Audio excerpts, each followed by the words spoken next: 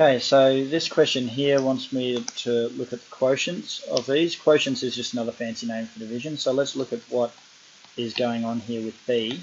And it's got 36 divided by -3. Now what we want to do is just have a quick revision on what happens when I have two numbers that have the same sign or different signs. So if I have a plus times a plus, right, I end up with a positive. If I have a negative times a negative, I end up with a positive.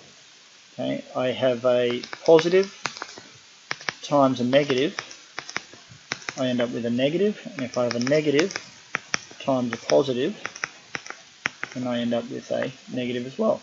So what I end up with is that if I deal with this here, and I basically have same sign, I end up with a positive. If I have a different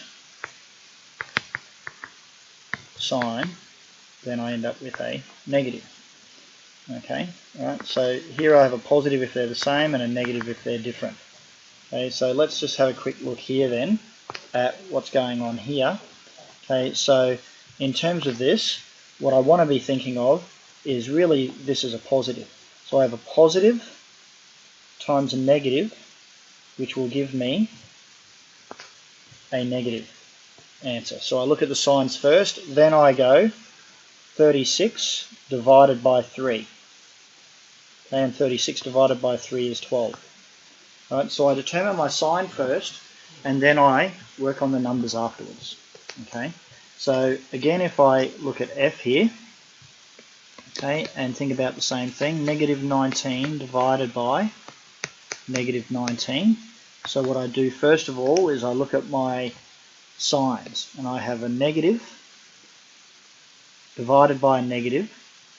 So what that's going to do is that's going to give me a positive answer, and then I have 19 divided by 19, which will give me 1.